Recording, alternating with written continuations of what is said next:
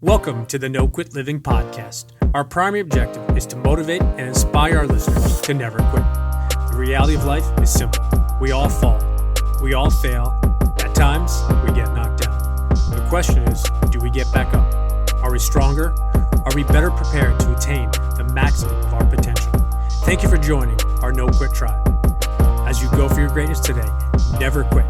And remember, we rise by lifting others up. Welcome to episode number 331 of the No Quit Living podcast. I'm your host, Christopher J. Worth, and today's theme of the day is growth. Our quote of the day comes to us from Bob Proctor. Change is inevitable, but personal growth is a choice.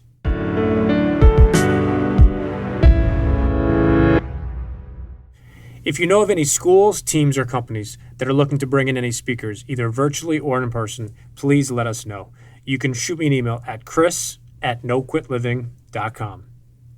For the last 10 plus years, I've been a huge fan and avid reader of Success Magazine. Its content and 100-year plus tradition is quite impressive. With that said, it is my complete honor to have the editor-in-chief from Success Magazine, Josh Ellis, join us today. I know you will enjoy today's episode. Josh, I'd like to welcome you to the No Quit Living podcast. Thanks for having me, Christopher. I appreciate it. First question we ask everybody is, are you ready to positively impact at least one person today?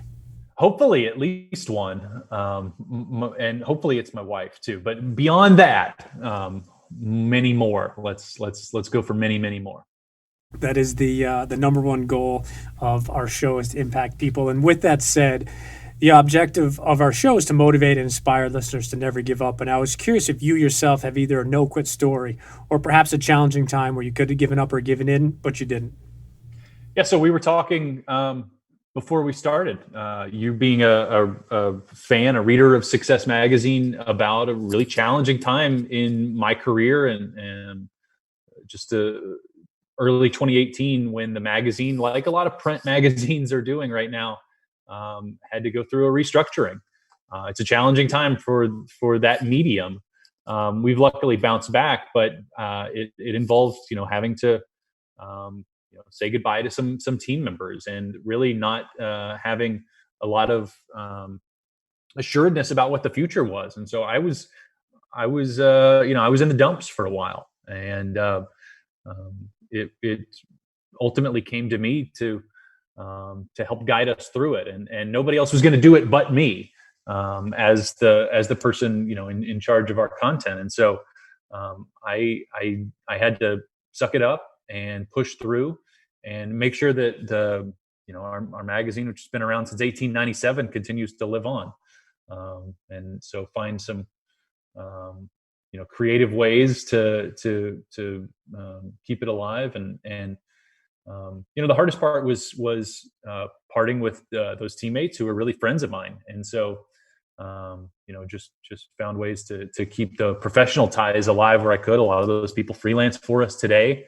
But as much as anything, now we're friends.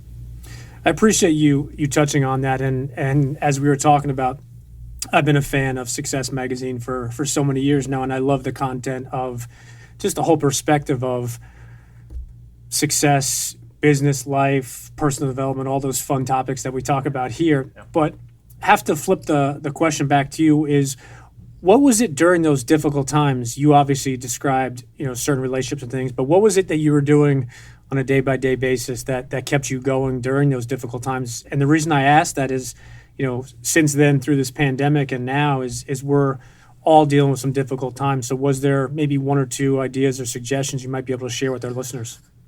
Sure. I mean, for a couple of months, we were on a hiatus where we weren't publishing anything, didn't have plans for what our next issue was going to be, didn't know if we'd ever publish again.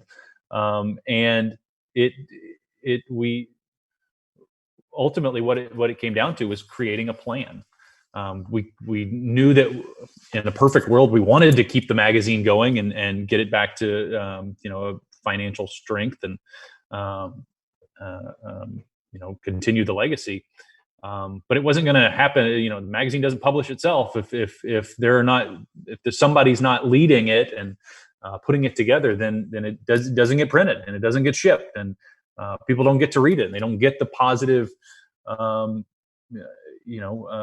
effects of our content. And so it was, I'm not I'm not a finance guy. I'm not a business guy per se. I mean, I went to journalism school, so I'm comfortable creating a story and moving the commas around and things like that.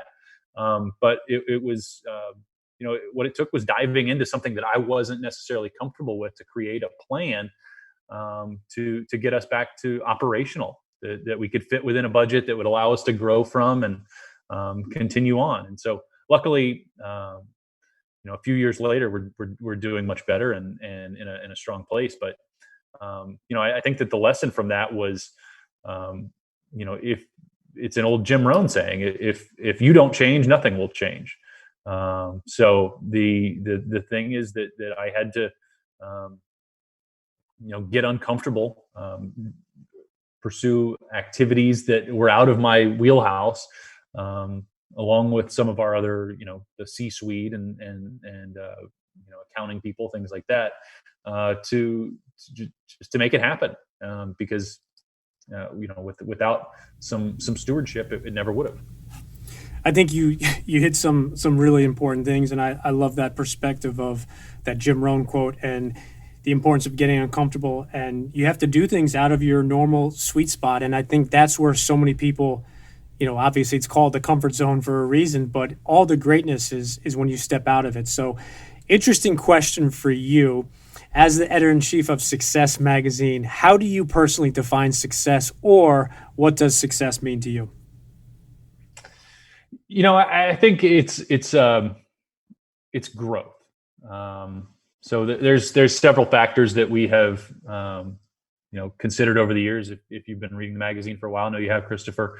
You see that we have a section called Your Plan, and it involves happiness and health and growth and purpose, and all of those things are, really part of what anyone would consider a definition. Because if you could be the richest person in the world, but if you're not healthy, like if you can't play with your kids, then you're living somewhat unfulfilled, I would say. To me, the most important one is growth. We all start out as babies, very blank slates. And if we do nothing else with our time on this earth, hopefully it is, a personal evolution, learning more, becoming more, adding new skills, getting a little bit wiser. There's I would say that one of my goals for the next decade is probably to study a little bit more sort of Eastern philosophy. I've spent a lot of time with the Western classics and our modern day philosophers in personal development. But I think the Buddha really spoke quite a bit about just growth, just from becoming more and more peaceful in yourself as you get older. And so that's something that I want to add to myself, but that, whether it's mental or physical or spiritual or in your relationships, whatever, adding value to yourself so that you can add value to other people, I think is really the definition of success. No, and I love that question because it's not a right or wrong answer. It's not a left or a right. There's many different ways it can be answered. You touched upon different books. I have to ask you a question we ask each guest, but I'm curious if you've read something recently, or perhaps you're reading something that you'd like to recommend to our listeners. So yeah, I also told you before, and some people who follow success will know that we recently were purchased. We're under new ownership, and we're purchased by a real estate company, but it's really a tech first real estate company. And so the management of this company takes an almost IT type approach to all projects. And so I recommend the book Scrum by J.J. Sutherland. That a lot of people who are tech folks, it will not be new to them, but it was new to me. It's really about a way of working that allows for more agility and more just ownership throughout an organization of new projects and ways to get things done. Previously, we were in sort of a top-down type structure where leadership controlled everything, and moves did not get made. People did not feel comfortable all the time doing what needed to be done. And now, through Scrum, we operate in these 2-week sprints where everybody just identifies the project that they're going to be working on. We find alignment on what our goals are, and then the title of the book comes from the idea of a rugby scrum, where it's just everybody generally pushing in the same direction, and very interesting, and it's changed the way that our entire team works. And so I recommend it to everybody. You would not. I went in skeptical that, like, well, it makes sense for if you're developing software, but there's creativity in a magazine and things like that. And it turned out I couldn't have been more wrong. There's applications in just about everything, and as the author Sutherland talks about in the book, there's the same these same methods are used in government and nonprofits, and really just about any industry you can imagine. So highly recommend that one. I've not read that book, but I do believe in that idea of those sprints, and obviously it's spoken about different ways, but I know a lot of business people that break down a large goal, whether it's a year goal or 2-year goal, and they break it down in essence into these 1, 2, 3, 4-week sprints per project. And I think it goes back to something we talk about often, is small wins lead to huge victories. So I'm glad you touched on that. We ask each guest, if you had to define yourself, but you could only pick one word, what word would you pick? Loyal. Yeah. So I had to do this recently, and I think I had 3 words, and it was like opinionated, loyal, pragmatic, or something like that. But above all else, loyal. I have a lot of the same friends that I had like in elementary school. So maybe that's not growth exactly. But yeah, I think that in our careers, the people are the most important thing, and maintaining relationships that you create new ones, but maintaining them as you go along, and continuing to serve one another over years and decades, and creating trust in those relationships is really, really valuable. I work with a lot of the same writers that have been with us for years, and some of the same publicists, and that trust that comes from loyalty is really important. Yeah, and I think that's one thing that people miss in this technology world of quick, fast, is you can't replace or replicate that 5-year, 10-year personal or professional relationship. With your position at Success Magazine, obviously I can't ask this question to everybody, but who's the most interesting person that you've had the opportunity to meet from the magazine and connect with? Oh man, there's so many. Or has somebody perhaps really stood out that you didn't maybe know much about, or just got the chance to know them a little bit differently? So I'll tell you this. In interviewing him, I was shocked and surprised by how much perspective and thoughtfulness I got out of Guy Fieri, the Diners, Drive-Ins, and Dives host, who, I thought, well, he's got some restaurants, maybe he'll have something to say about business. But this guy has like all the perspective of a life coach. Like he speaks the same language as Brendan Burchard and Darren Hardy and all these guys. And everybody has that in them to just distill their own experiences and emotions and perspectives down. But a lot of people are guarded about it.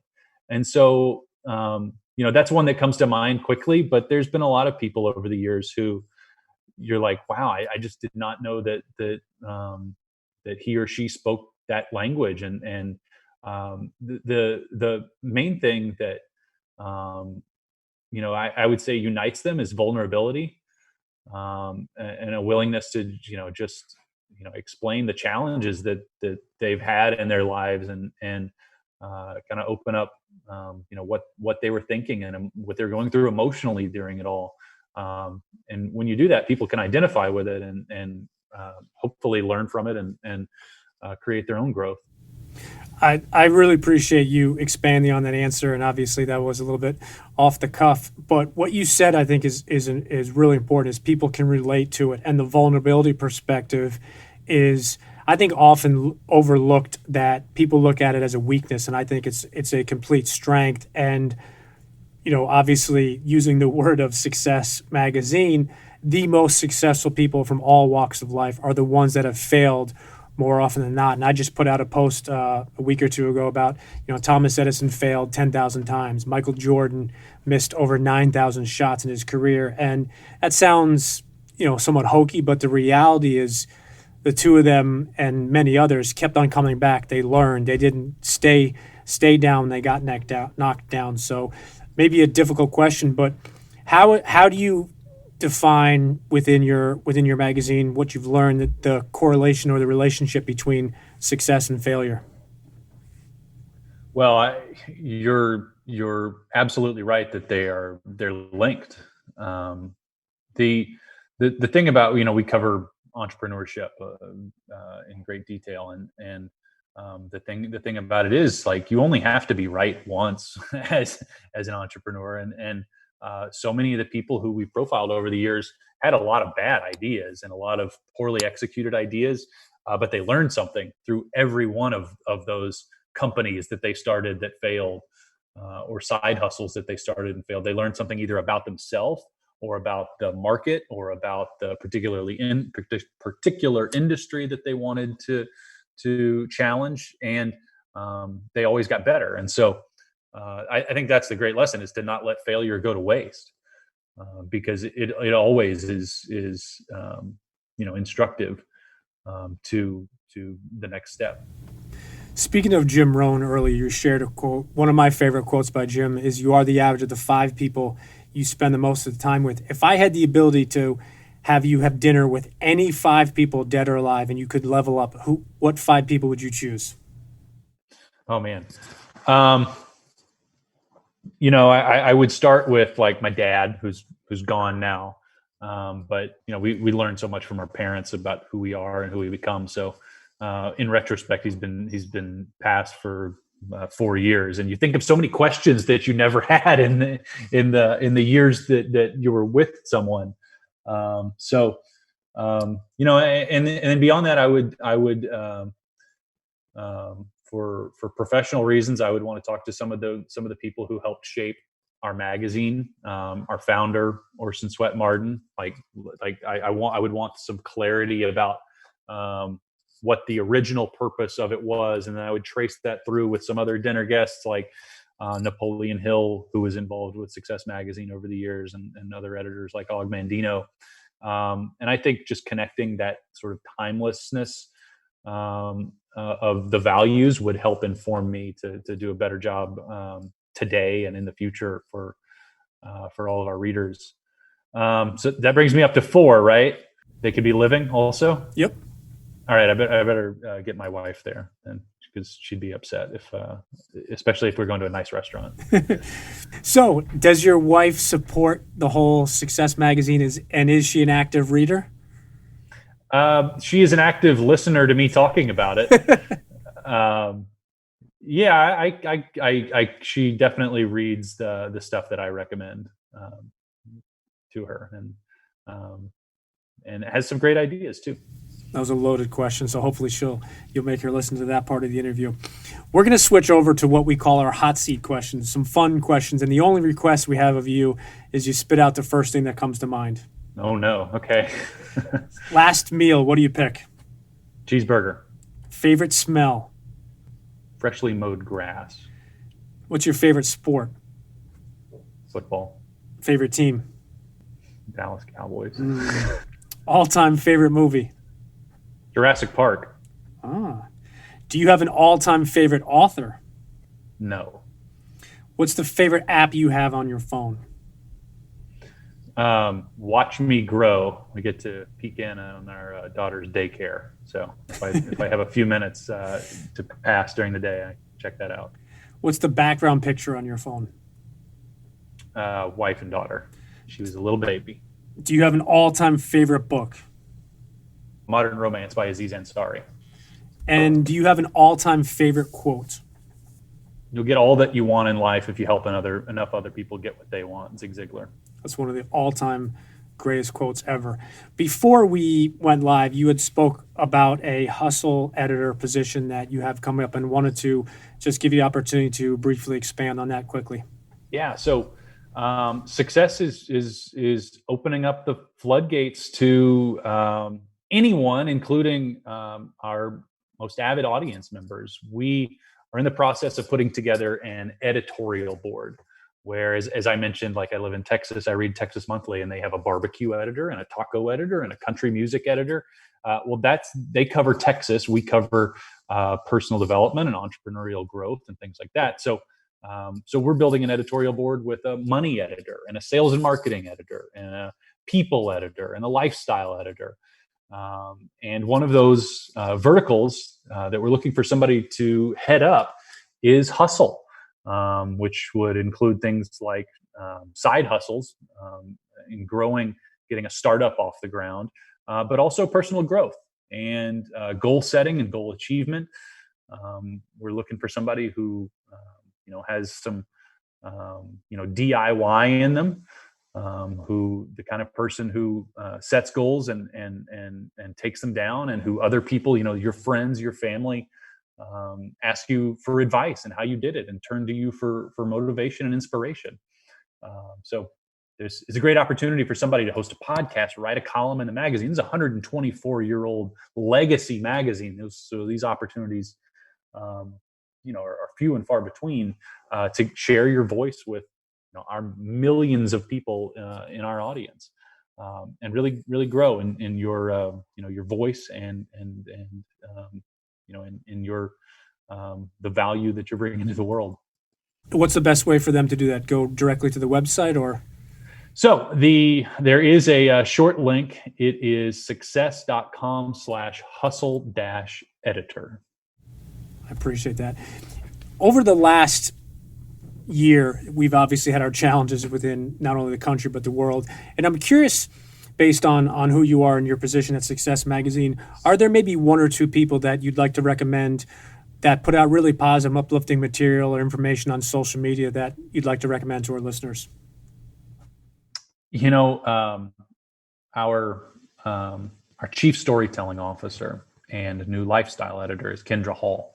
And Kendra is a speaker and author, but her primary business for the last 10, 15 years had come from giving keynotes. And when, COVID shut things down, that was like nixed.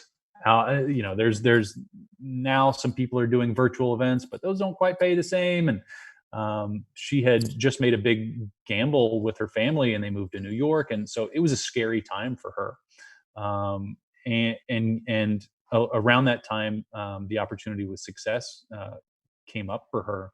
And I've seen her like jump in and embrace it, and just do exactly what I was saying that I had to do a few years ago when the magazine was going through its troubles, is realize that no one's going to solve your problems for you, and that you have to take ownership of this new reality and push your way out of it. And so she's got so many great things to teach. People can find her on Twitter and Instagram at Kendra Hall, Kindra, Hall, Hall. I appreciate that. And what's the best way for listeners to not only connect with you or follow you, but also for any listeners that are not current readers of the magazine, what's maybe another way where they can kind of get into that as well? So we've actually, we're expanding to be more than just a media outlet. We're launching a social network of our own, but it's not like the other social networks, Facebook and Instagram, which kind of drag you down, and we're all pretty much tired of. I want people to visit achievers.success.com, and you can get to connect with like-minded people. If you listen to this show, then you're going to like the the audience and really the community that we're building there. It's meant to be a community of people who build one another up and share their experiences and how they achieve their goals and bounce ideas off of one another and network, see how they can maybe help one another in their lives and careers. And you can connect with our editorial board there too. So that's achievers.success.com. I appreciate that. And last question we have for you is the same question we ask everybody, is if you have some parting words you'd like to leave with our listeners. You know, the tendency in life is to live in the moment and not recognize the progress that you're making, the growth that you're creating in yourself every day. It's like I'm watching a baby grow up right now, and I can't tell from day to day that she's bigger, but I look at pictures and she is. And so I would recommend everybody to take some time once in a while and look back at your past self, who you were a year ago, who you were 5-10 years ago, in your, every facet of your life, your relationships, your spirituality, your career, and just appreciate the progress that you're making. And how much better you are, and when you do that, then you'll appreciate yourself a lot more. That's the key to growth. I think that's a fantastic way to end today's episode. And our listeners, I definitely recommend, if you are not an active reader of Success Magazine, first and foremost, make sure you do that. But also make sure you head over to achievers.success.com. And I truly appreciate you being here, and I hope that you and I can connect again soon. Thanks, Christopher.